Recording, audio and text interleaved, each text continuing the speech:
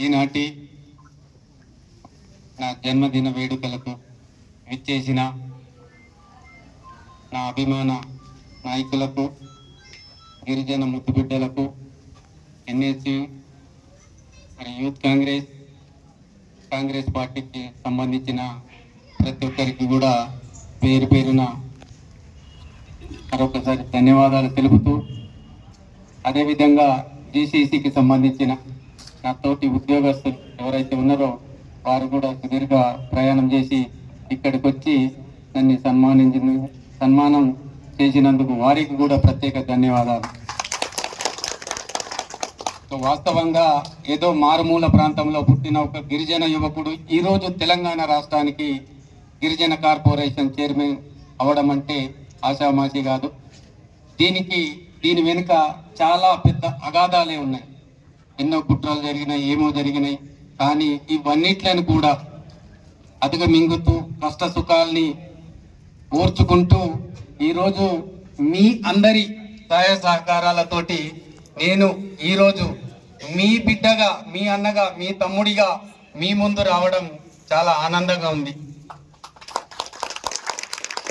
మీ అందరి సహాయ సహకారాలు నాకు ఇట్లే ఉంటే నేను మీ సేవకుడిగానే ఎల్లవేళలా కొనసాగుతానని మరొకసారి తెలియజేస్తున్నాను. పదవులు అనేటివి మనకి ఏది కూడా శాశ్వతం కాదన్నా. పదవులు అనేటి తాత్కాలికమే. మానవ సంబంధాలు, వ్యక్తిగత సంబంధాలు అనేది చిరస్థాయిగా నిలిచిపోతాయి. దీన్ని ప్రతి ఒక్కరు కూడా గుర్తుపెట్టుకోవాల్సిన అవసరం ఉంది. ఈరోజు మీరు ఏదైతే ఈ మెగా రక్తదాన శిబిరానికి విచ్చేసి మీ వంతుగా నా జన్మదిన వేడుకలలో మీరు రక్తం ఇస్తున్నారంటే ఆ రక్తము వేరే వాళ్ళకు ఉపయోగపడుతుంది. వాళ్ళ ప్రాణాలు కాపాడిన వాళ్ళు మీరైతారు. ఇలాంటి కార్యక్రమాలు మనము ముందు చాలా చేయవలసి ఉంటుంది.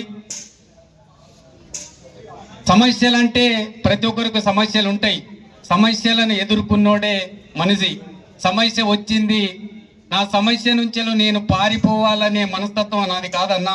మీకు ఏ సమస్య వచ్చినా నా దృష్టికి తీసుకురావండి. ఆ సమస్యకు ఎదురు అయి ఉండి మీకు ఒక రక్షణ కవచకంగా నేను పనిచేస్తానని ఈ వేదికపై నుంచి తెలియజేస్తున్నాను. పెద్ద మనుషులు మాకు ఇక్కడ ఉన్నారు.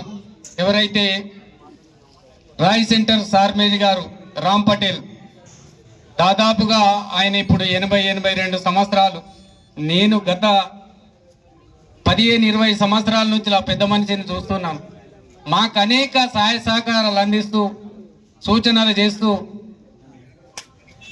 మీరు తప్పుదారిన నడిస్తే నేను మీ వెంటనే ఉంటా, అది చెయ్యొద్దు, ఇది చెయ్యొద్దని చెప్పే మార్గదర్శకులు ఈరోజు పెద్ద మనిషి మన ముందున్నారు. అనేక సందర్భాలలో వాస్తవంగా ఈరోజు ఈ జన్మదిన వేడుకలకి నేను ఆ పెద్ద మనిషి ఈరోజు వస్తాడు అనుకోలేదు. సో నా జన్మదిన వేడుకలకు ఆయన వచ్చి నన్ను ఇంత ఆనందమయం చేసిరంటే ఆ పెద్ద మనిషికి మరొకసారి పాదాభివందనాలు తెలియజేస్తున్నాను. సంస్కృతి సాంప్రదాయాలు ప్రతి ఒక్కరు మనం గౌరవించాలి. ఆ సంస్కృతి సాంప్రదాయాలకు కట్టుబడి ఉండాలి. భారతదేశ సంస్కృతి అనేది చాలా గొప్పది. ప్రపంచానికి మనము ఆనాడు ఏదైతే కరోనా వచ్చినప్పుడు మన సంస్కృతిని ప్రపంచ దేశాలకి తెలియజేసినాం. అది ఏ విధంగా అంటే ఒకటి నేను మీ అందరికీ తెలియపరుస్తాను. నమస్తే ట్రంప్ అని మన దగ్గర భారతదేశంలో ఒక కార్యక్రమము మోడీ ప్రభుత్వం చేపట్టింది. ఇక్కడ కరోనా వచ్చిన సందర్భంలో ఏమైందంటే అందరు దూరం నుంచేలే నమస్తే అన్నారు తప్ప పోయి ఎవరు కూడా ఆలింగనం చేయలేదు. ఎందుకు కారణము? మేము ఆయనని ఎక్కడ ముట్టుకుంటే ఈయన ఎక్కడ బయట దేశాల నుంచి వస్తుండో కరోనా వచ్చి మేము చచ్చిపోతామనే భయంతో. కానీ ఆదివాసులలో ఇప్పటికి కాదు, మా తాతలు ముత్తాతల నుంచి ఆ సంస్కృతి ఎట్లుంటుందంటే ఎవరైనా వ్యక్తి బయటికి పోయి వస్తే, ఎవరైనా బంధువు మా ఇళ్ళకి వస్తే ముందుగా ఆయనకు కాళ్ళు చేతులు కడుక్కోవడానికి నీళ్ళు ఇచ్చి ఆయనను సాధారణంగా ఇంటికి ఆహ్వానించిన చరిత్ర ఒక ఆదివాసులలో ఉన్నది. నేను సగర్వంగా దీన్ని మీ ముందు తెలియపరుస్తున్నాను. ఇక్కడ మిత్రుడు ఎన్ఎస్సి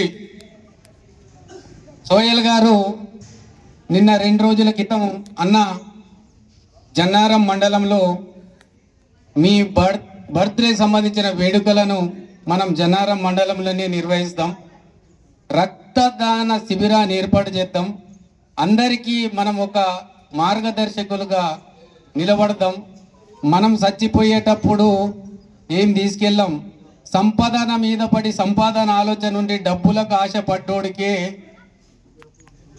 సర్వరోగాలు వస్తాయి. మనటువంటి ఆలోచన నుండి 10 మందికి ఉపయోగపడే వాడికి ఎటువంటి రోగాలు రావు. డబ్బు అనేది ఒక ఏంటిదంటే ఒక విషం లాంటిది. నువ్వు డబ్బే కావాలని ప్రజలనందరినీ కూడా వాడుకొని వదిలేస్తే ప్రజలు ఏం చేస్తారో రేపు అందరికీ తెలిసిందే. ఇక్కడ మనం రాజకీయాలు మాట్లాడుకోవాల్సిన అవసరం లేదు. వాస్తవంగా కాంగ్రెస్ పార్టీ ఈరోజు నాకు ఇంత పెద్ద తెలంగాణ రాష్ట్రంలో గౌరవించిన పెద్దలు ఎవరైతే తెలంగాణ రాష్ట్ర ముఖ్యమంత్రి వర్యులు రేవంత్ రెడ్డి గారికి, అలాగే ఉప ముఖ్యమంత్రి వర్యులు బట్టి విక్రమార్క గారికి, అలాగే మంచిర్యాల జిల్లా శాసనసభ్యులు మరీ ముఖ్యంగా చెప్పవలసింది ఏంటిదంటే నాకు రాజకీయ భవిష్యత్తు ఇచ్చిన గురువు గారైన కొక్కిరాల ప్రేమ్ సాగర్ రావు గారికి ప్రత్యేక ధన్యవాదాలు తెలుపుతున్నాను. కొక్కిరాల ప్రేమ్ సాగర్ రావు గారి గురించి ఎందుకు చెప్పవలసి వచ్చిందంటే 2014లో తెలంగాణ రాష్ట్రంలో టిఆర్ఎస్ ప్రభుత్వం ఏర్పడ్డప్పుడు దాదాపుగా అతని పైన 26 కేసులు నమోదు చేయడం జరిగింది. దానికి కారణం ఒకటే చెప్తాను, ఆదివాసులకు ఆయన అన్ని విధాలుగా అండదండ